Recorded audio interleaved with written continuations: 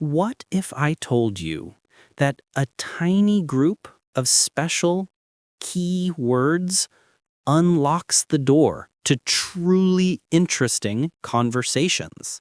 Knowing how to ask yes or no questions is essential, but real conversations are built on getting more information.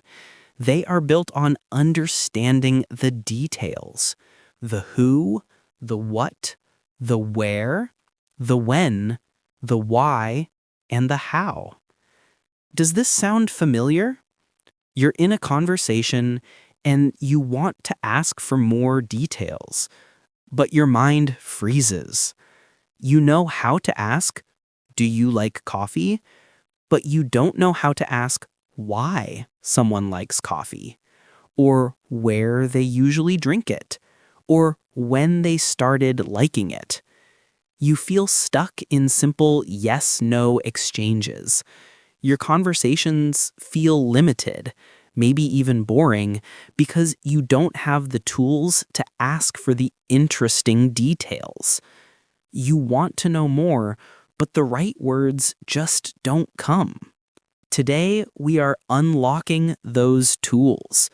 I'm going to give you a simple system to master the 6 essential WH question words: who, what, where, when, why, and how. We'll understand the specific job of each word and see how easily they fit into basic question structures. By the end of this lesson, you will have the confidence to ask better questions and have much richer conversations.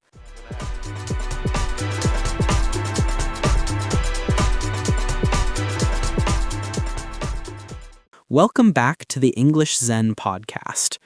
Our goal today is to give you the keys to deeper understanding. These WH words are called information questions because they ask for specific information, not just a yes or no.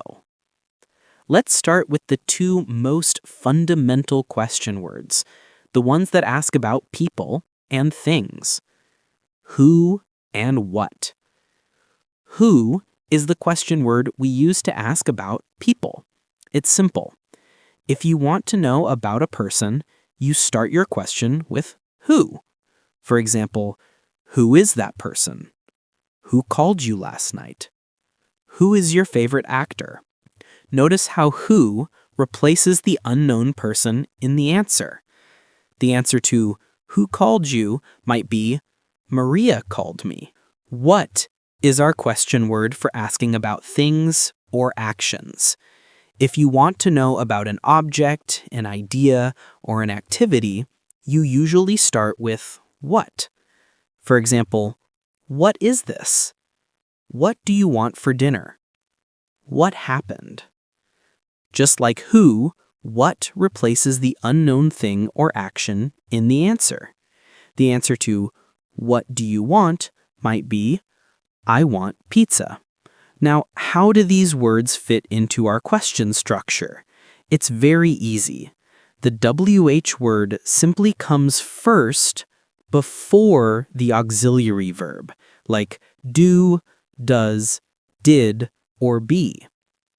Remember our question, do you like coffee? If we want to ask what you like, we put what at the beginning. What do you like? Or, is she a doctor? If we want to ask who she is, we put who at the beginning. Who is she? So we have our keys for asking about people and things. But conversations also happen in specific places and at specific times. We need tools to ask about location and time as well. Let's start with location. The question word for asking about place or position is where. If you want to know the location of something or someone, you start your question with where. For example, where is the bathroom? Where do you live? Where did you put my keys? It follows the same structure. The WH word comes first, before the auxiliary verb. Where is the bathroom? Or where do you live? Now, let's talk about time. The question word for asking about time, like a specific hour, day, month, or year, is when. If you want to know the time of an event or action, you start your question with when. For example, when is the meeting? When do you usually wake up? When did you arrive? Again, the structure is exactly the same. The WH word comes first. When is the meeting? Or when do you wake up? Or when did you arrive? So now we can ask about people, things, places, and times. We are building a much richer toolkit for conversation. But often the most interesting questions are not just about what happened, but why it happened or how it happened. And those require our final 2 key words. Let's start with the word that asks for reasons or explanations. Why? If you want to understand the reason behind something, you start your question with why. For example, why are you studying English? Why was the meeting canceled? Why didn't you call me yesterday? Notice that the answers to why questions often begin with the word because. For example, why are you studying English? Because I want to travel. And finally, we have our last key word, which is a little different because it doesn't start with WH, but it belongs to the same family. How. How is used to ask about the manner, way, or method in which something is done. It can also ask about condition or quality. If you want to know the process or the condition, you start your question with how. For example, how do you cook pasta? Asking for the method. How was your vacation? Asking about the condition or quality. How did you fix the computer? Asking about the way it was done. How is incredibly versatile. It can also combine with adjectives or adverbs to ask about degree, like how often do you exercise? Or how much does this cost? And that completes our set of 6 essential information question words. We now have the tools to ask almost anything. But knowing the words is one thing, using them correctly in sentences is another. Let's do a quick review of the structure and then practice putting it all together. And that completes our set of 6 essential information question words. Who, what, where, when, why, and how. We now have the tools to ask about almost anything. But knowing the words is one thing. Using them correctly in sentences is another. Let's quickly review the basic structure for most WH questions. It's simple. The WH word comes first, then the auxiliary verb, like be, do, or did, then the subject, and then sometimes a main verb. For example, where is she? Where plus is plus she. What do you want? What plus do plus you plus want. When did they leave? When plus did plus they plus leave. There are some exceptions, especially when who or what is the subject, but this basic structure will work for 90% of the questions you want to ask. Now, let's put this into practice with a quick workout. I'll give you a simple statement and the WH word I want you to use. Your job is to build the correct question. Ready? First one. The statement is, he lives in London, and the question word is where. How would you ask the question? The statement uses the action verb lives. There's no is or are, so we need the helper do or does. The subject is he, so we need does. The structure is WH plus auxiliary plus subject plus main verb base form.